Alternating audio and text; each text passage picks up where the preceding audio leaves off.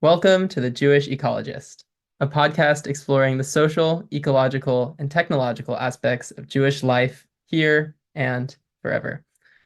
Today, we're joined by two brilliant scholars of Jewish diaspora life, and we're going to be having a conversation talking about the various ways that Jewish culture has evolved and been transformed by its context in diaspora. So, to open this up, I'd love to talk to both of you about how you came to this topic, Jewish diaspora. Ah, yes. Well, I am Ben Yanowitz, a guest on this podcast. I'm Zach Smerin. I'm delighted to be here, and I study Jewish diasporas. I also study diasporist history. We came to it honestly through our own ways. Diaspora is a term that we understand through our own educations growing up around the world as Jews living in community with other Jews and with the people we live around, obviously, a lot of non-Jews. But diasporism is about embodying that experience of being in diaspora in the way we understand our Judaism. It really kind of happened when I was thinking of diaspora and really thinking it through that concept and its relationship to internationalism and cosmopolitanism. And then I was like, what if diaspora was an ism itself, diasporism? And especially in light of the hegemony of nationalism and Zionism within our own Jewish communities, diasporism becomes really central as a way to understand our Judaism and Jewish identities in contrast to the dominance of national identity, while still also remaining grounded in our cultural traditions and ancestral heritage. I think there is something to the word diasporism that adds action and belief and consciousness towards one's engagement in community and culture and Jewishness. Lots of Jews live in diaspora. In fact, the majority of the world's Jews live in diaspora. But the consciousness of that decision sometimes is something that is just a bit taken for granted and not so much something that is acted on decidedly. And I think that with using the term diasporism to understand our Jewishness, we are able to work towards a cultural and communal. Thank you for introducing the topic of diasporism. That's something that's new to our podcast here on the Jewish Ecologist. We're very much interested in how Jewish tradition, culture, and ethics have interwoven with our history as a people in diaspora, in our textual tradition, in our mystical practices, in all the different aspects of what it means to be Jewish. And one topic that we're very much interested in here is that of the evolving and interactive space that we might call the human niche, the niche that is the place that individuals, cultures, and just humanity as a whole fits in the broader picture of the natural world. And Judaism has lots of different ideas about what it means to be a part of the living world, about what it means to be actively engaged in and responsible for the future and the present as well here on the earth.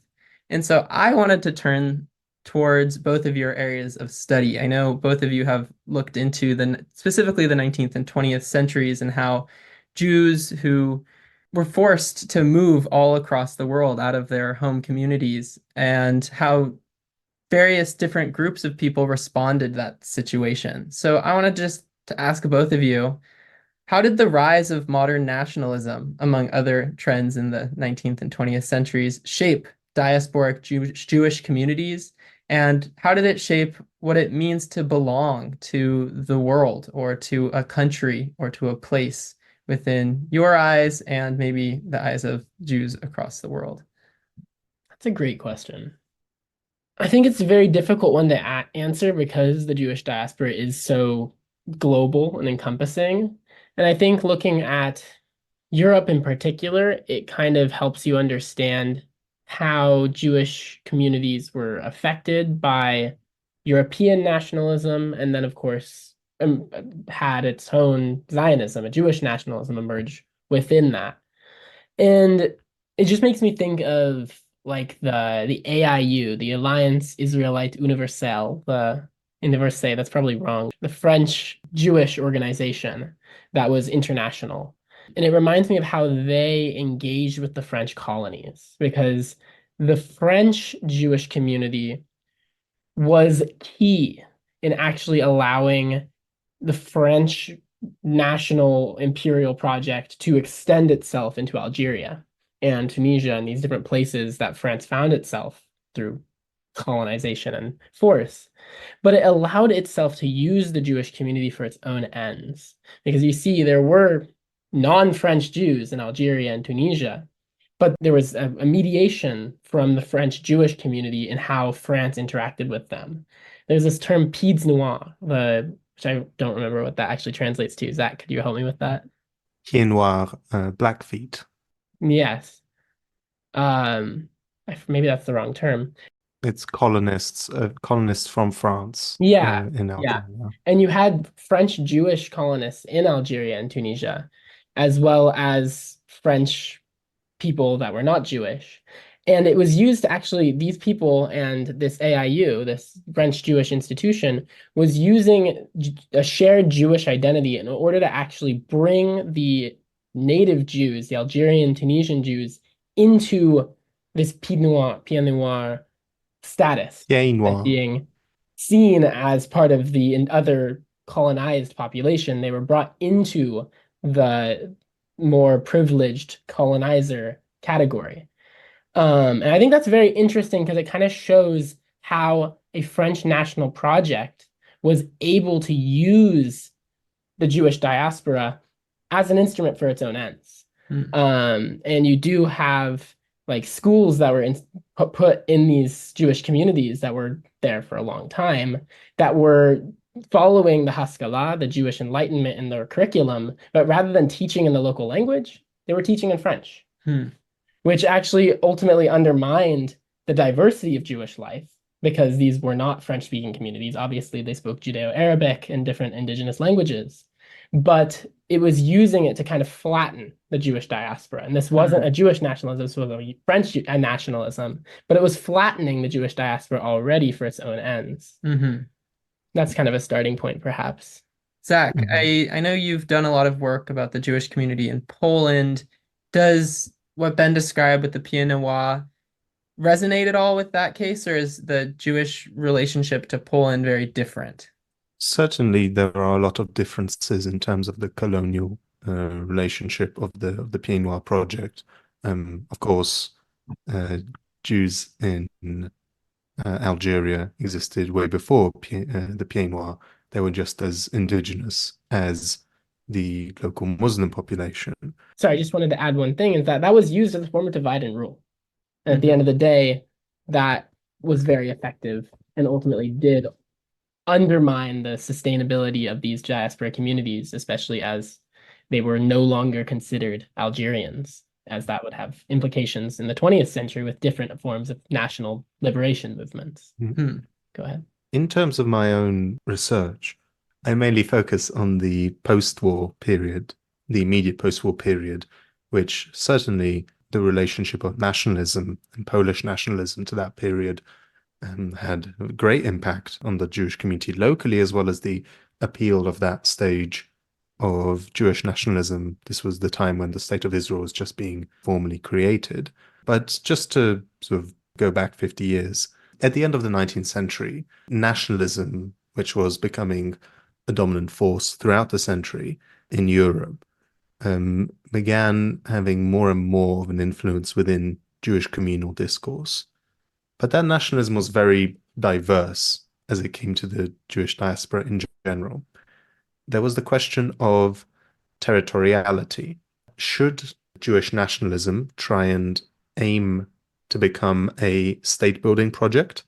And in that case, the question of where that state would be was open and different.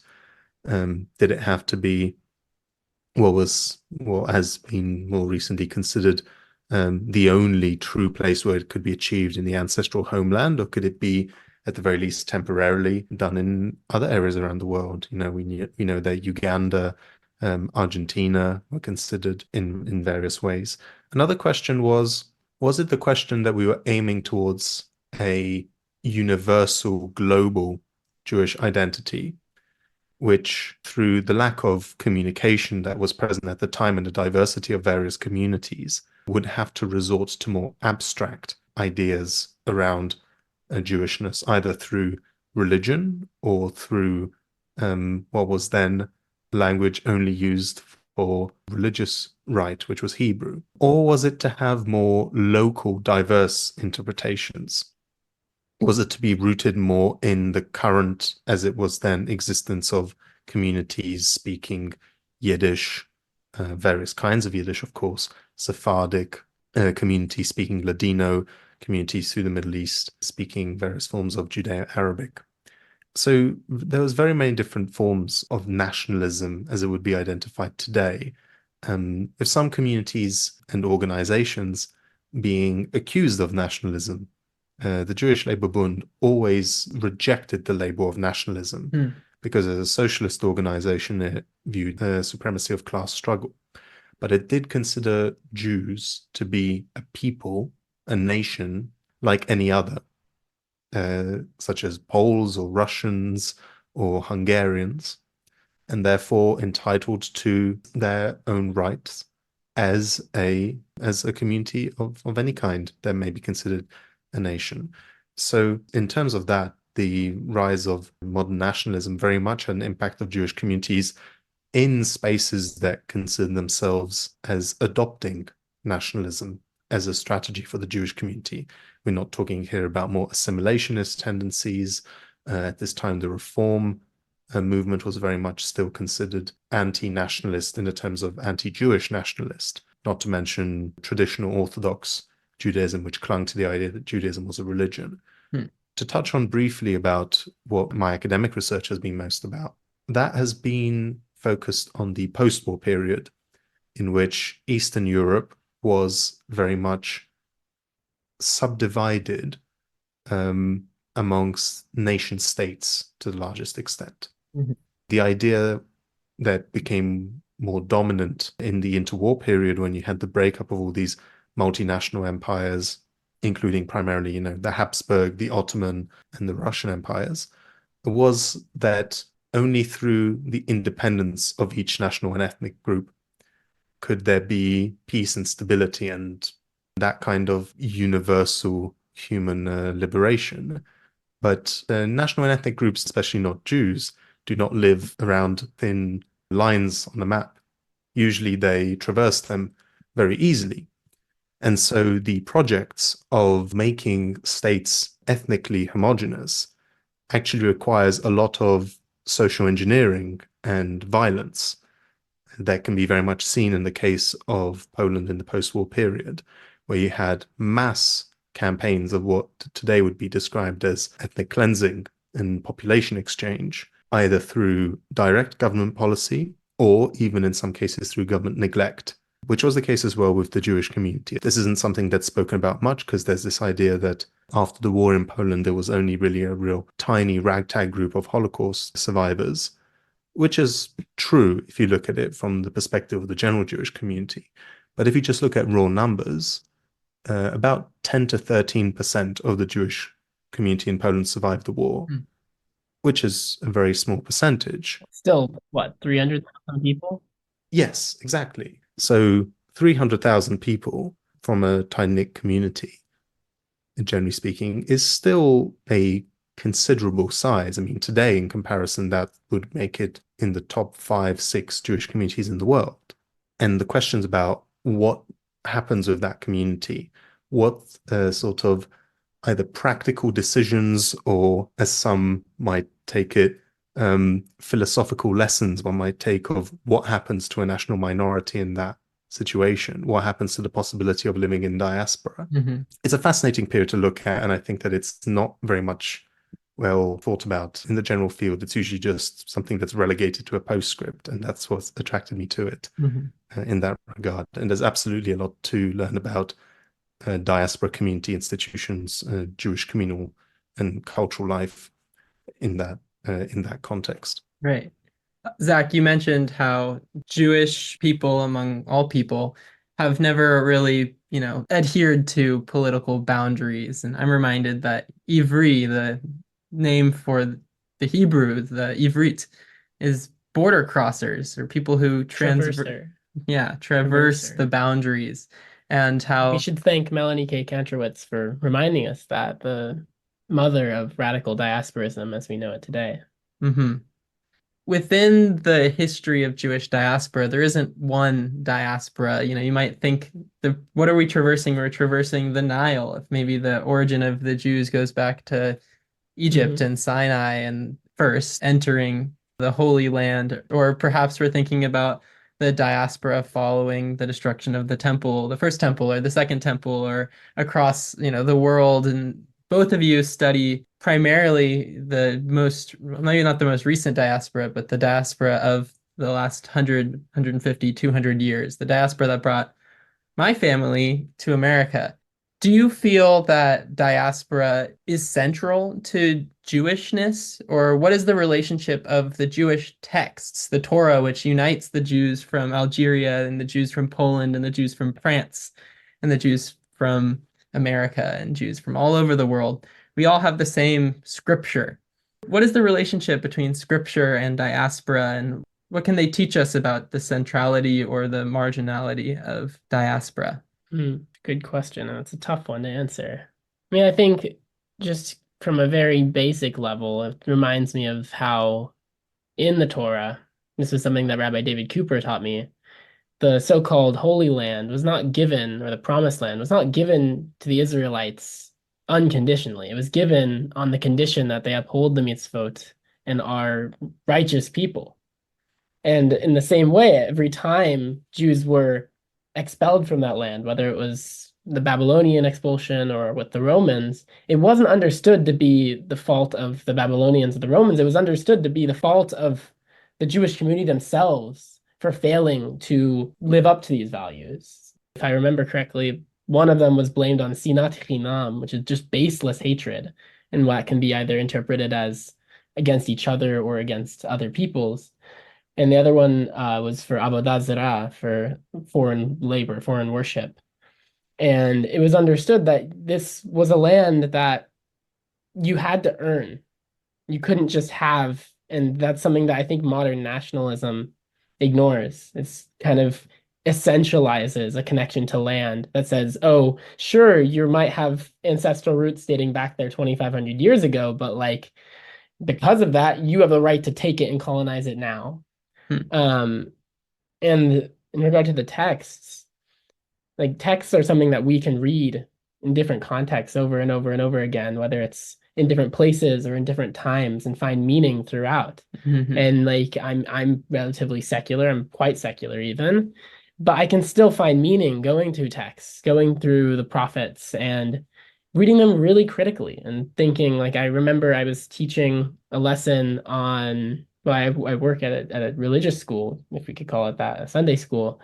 And I was when I'm creating a lesson plan, one of the things I'll do is I'll look up what the Haftarah is, or the Torah portion for the week, and try to see what like I can pull and learn from it. And one of the weeks I ended up with a Torah portion that was all about the specific, the few weeks ago, it was about the specific details of how to build a third temple and how to consecrate it. And I was like, oh, wow. And the fact that this is something that people are talking about now as a political movement, as destroying the Al-Aqsa Mosque and the Dome of the Rock to build a third temple, when one, this was always understood to be something that could only happen in the Messianic era, in an era that will have no wars and there'll be universal human comradeship and peace and prosperity. But people turn it into a political thing. And it just reminds me how on Passover, which is coming soon, one of the things that we were always told to say is like, oh, next year in Jerusalem, which can be read in the really national physical sense. But one of the things I was told that it was often said is next year in the Jerusalem that will be built, not something that exists. Yerushalayim shel Ma'alah. The Jerusalem that will be built in a way that like that Jerusalem will be built in the Messianic age. Hmm. Meaning next year in Jerusalem isn't a desire to spend Passover next year in the settler colonial Jewish state, but to actually have next year be a year of redemption, a year of that messianic future that our people have longed for forever, which has always been tied to the so-called ingathering of exiles. The end of the diaspora was only supposed to take place when that messianic future will come. Do you have anything to add, Zach? I'm not a religious person and I'm not religiously educated or trained, so I don't feel too comfortable trying to make my own assessments on spiritual texts, especially regarding political or social values.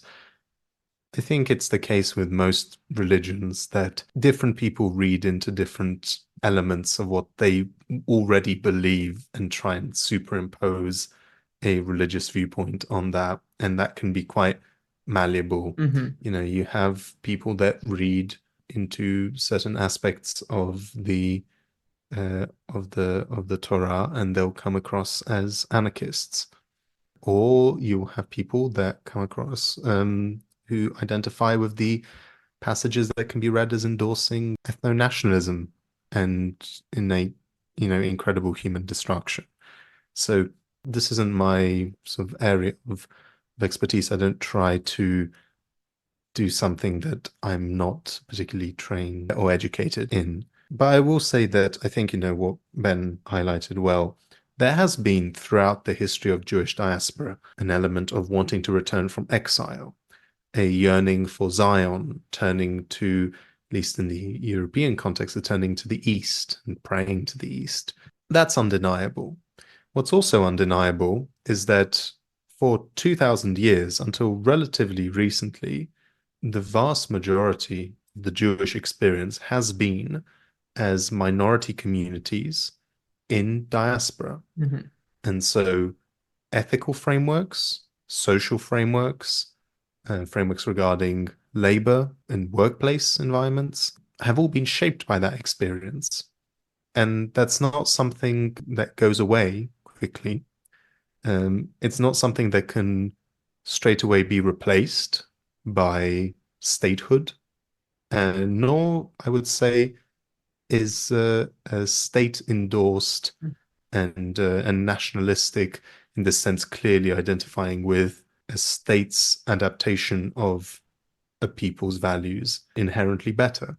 You want to say, Ben? Yeah, I just wanted to add one more point on the point of the text, which is that, like, one, the Torah, which is something that is not exclusively tied to Judaism. Like, we have, like, it comes out of the Jewish tradition, but it's also been appropriated by Christianity and Islam. And we can all read that text and come to radically different understandings and what we learn from that. And another point on the Talmud is a collection of arguments. And each of these arguments ends with multiple arguments. Like, there's no clear decisions that are made in the Talmud. There's multiple points, and you have traditional Orthodox Jews some of them will lean towards the more strict interpretations that the rabbis give in it. Others will lean toward the more lenient sides. But at the end of the day, there's multiple answers. And it's understood that only in that Messianic age will all be clear. Will it really be answered? What is the real answer here?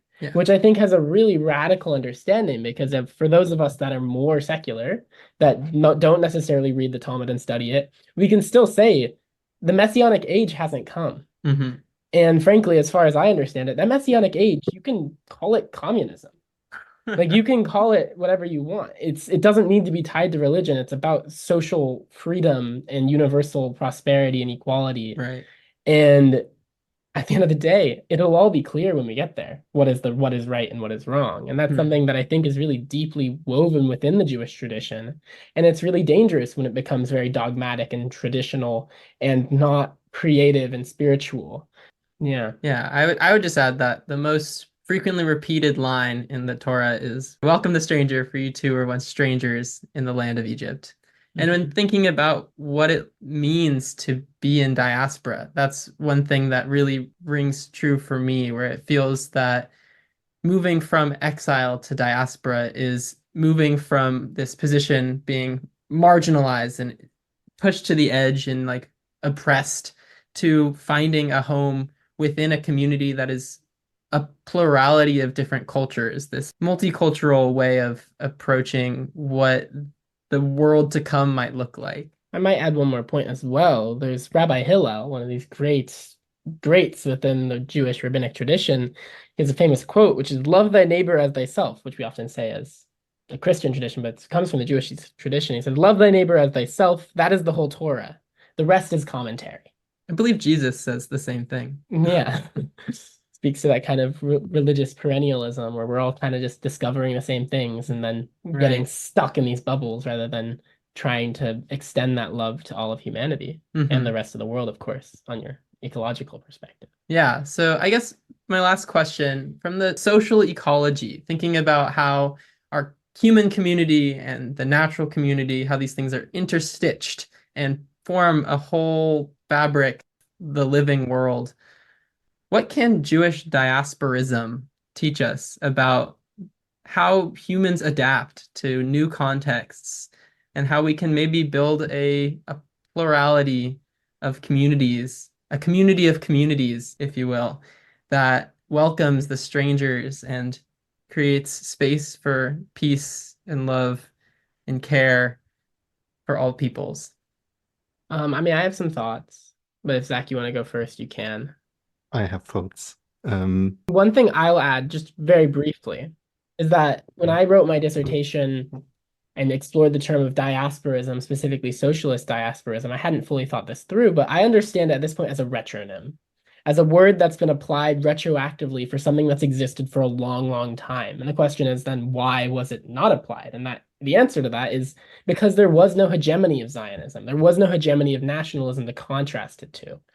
And when we understand diasporism, especially Jewish diasporism, as a way to embrace the cultural particularism without flattening it and superimposing it on a specific territory in the way that nationalism does, I think it's pretty obvious why it's significant because it has an alternative way of how to address that desire to connect with your cultural heritage without having it be flattened and dominating a specific territory towards exclusivity.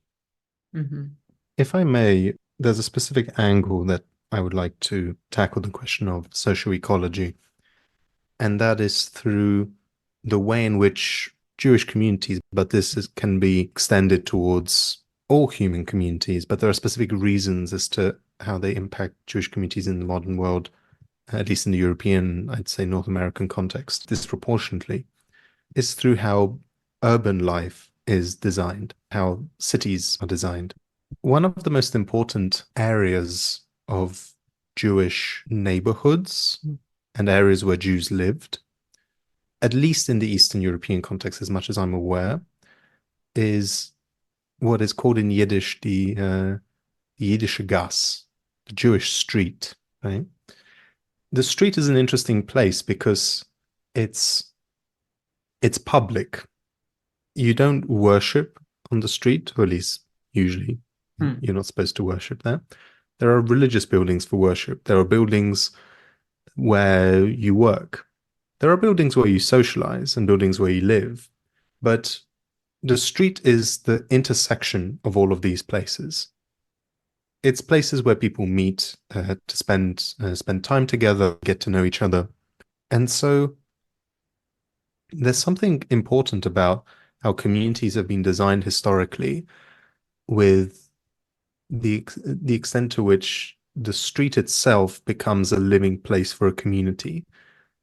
To be able to go outside and meet your neighbors, meet your friends, meet your family members, which has a disproportionate impact on minority communities, and especially so minority communities that, in the case of many white passing Jews, and Jews who do not wear distinct religious garb or attire, are not particularly visible in urban environments. Unlike many other minority communities, I'd say non-religious Jews who do not live in urban areas where there is already a default known Jewish presence. We can think of places like Golders Green in London or Borough Park in New York.